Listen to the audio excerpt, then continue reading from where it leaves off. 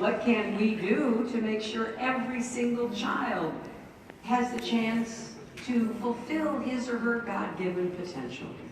What can we do to provide the kind of environment in which people feel that there is hope? That's what you do here. That's what this represents. And yes, it is the Lord's work, but it's also our work on this earth. To do everything we can to help one another and to... Right. Hillary's here. Yeah. To create those Hillary's jobs, here. to guarantee that health care, to give those children, those precious children, good teachers in good schools, no matter where they live or who they are. To give more people what our faith teaches us, because I am a Methodist, and I do know that we are called to do all the good we can, in all the ways we can, or ever long we can. And so what is it we are called to do outside this magnificent cathedral? And I think it is to unify around the basic American idea that if you work hard and you do your part, you should be able to get ahead and stay ahead. And bring your family. Yeah, you should be. You should be. And provide for the next generation. I was honored to serve as your senator for 8 years. I worked hard with so many leaders like Floyd and Elaine and so many others, the congressman. I have to hold him up and thank Greg Meeks for being such an incredible friend and leader. Someone who's always thinking about how what happens here in Queens can affect and be affected by the world. Because we are now understanding we're interdependent. And the congressman knows that. So I'm now running for president to continue the work we've done all those years. It is something that I am personally committed to because I think our country is at a crossroads. Certainly this presidential campaign has put that into stark relief.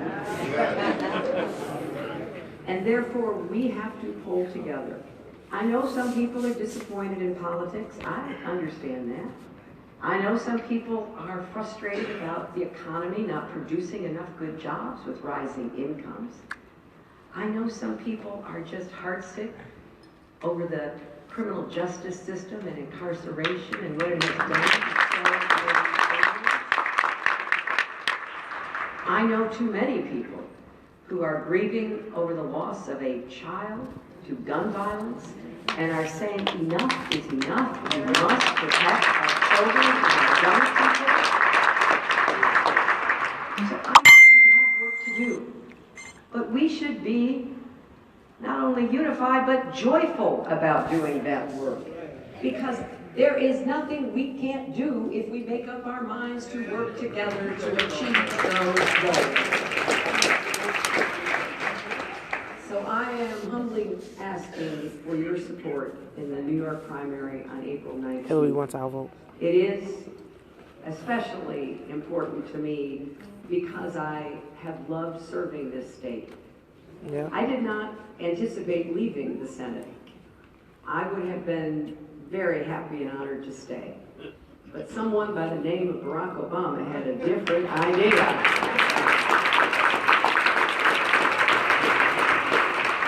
And you know, after the 2008 election, which, you know, he and I ran hard against each other.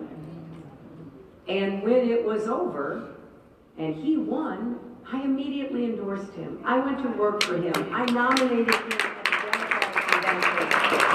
And I was so happy when he won because it was exactly the right thing for our country. So my husband and I were taking a walk in a nature preserve near where we live up in Westchester County. We're in the middle of this forest, and those of you who travel through Westchester know it's hard to get cell coverage in some of the places we are. All of a sudden the phone rings in the middle of the forest. And Bill's fumbling around because our phones never ring in the middle of the forest. He pulls it out, and it was the president-elect. It was President-elect Obama, and he said, I want to talk to you and Hillary. And so Bill said, well, when we get home, we'll call you back. We did. So he talked to Bill for a while, asked advice about people for his cabinet, people for his White House. And then he asked to talk to me. He said, I want you to come see me in Chicago. I said, well, when? He said, as soon as you can get here. I had no idea when. I got there within a couple